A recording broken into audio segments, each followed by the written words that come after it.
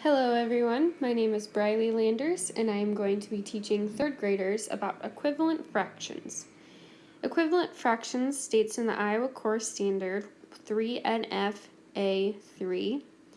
It says, understand two fractions as equivalent if they are the same size or at the same point in a number line. The learning goal for this lesson is for students to be able to recognize and understand what equivalent fractions are. This will be done by using a number line, picture, or some other model.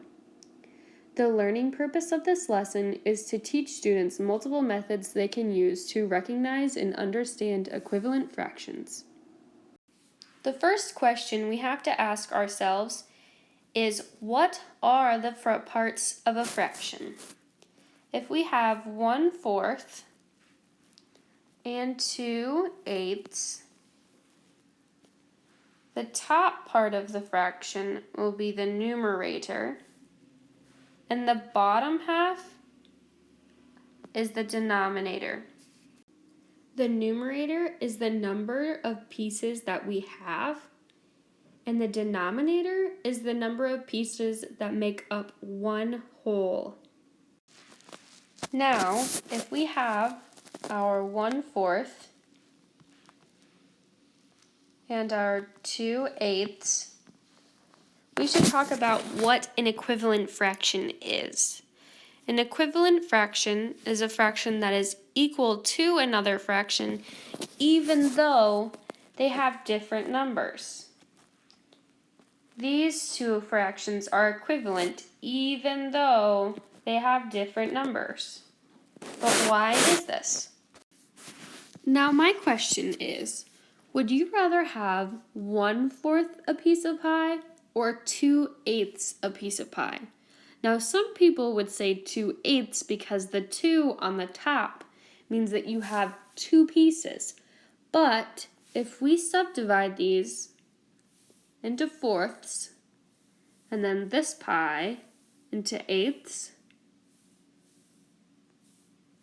we can shade in the piece of pie that we got. So on this pie, we were given 1/4 of a piece, one piece out of these 4 pieces. And on this side, we were given 2 pieces of these 8 pieces. So we can shade in 2 pieces. As we can clearly see, I was given the same amount of pie, whether or not I was given 1/4 a piece of pie or 2/8 a piece of pie. Another way we can clearly see equivalent fractions is on a number line. If we place 1/3 on a number line, just like this, we can clearly see that 1/3 is right here.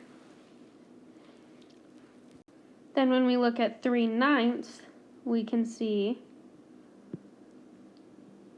I'm only going to do these first ones, 3/9 is right here.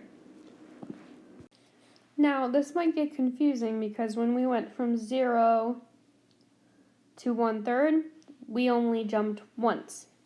We only moved from 0 to 1/3. But when we went to 0 to 3/9, we went 3 times. Because even though this has 3 parts and 1/3 has 1 part, they're still equivalent because they're on the same spot on this number line. The last way I want to tell you about finding equivalent fractions is through area models. On the left, we have 3/5, so we can go ahead and shade in 3 of these parts. 3 out of our 5 parts.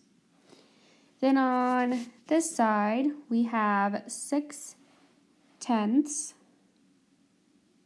Sorry about that. And we can shade in 6 of these parts because we have 10 parts in total.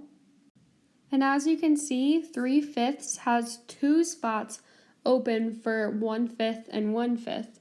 And then on the right, 6/10 has 4 spaces open for 7/10, 8/10, 9/10, and 10/10. So on this side, on the left, we used 2 empty spaces, but on the right, we have 4 empty spaces. But as you can kind of see, we used about the same space here as we did right here, which would mean that the fractions are equivalent. Another way that we can show that 3/5 and 6/10 are equal is we can take what we drew right here and put it right on top of here. So this looks like about 1, and I know it is because it's 1/5 is equal to 2/10. There's another one. Here's the last one. We covered exactly what we did right here, and we put it right on top of this one, and we can clearly see that these two are equal.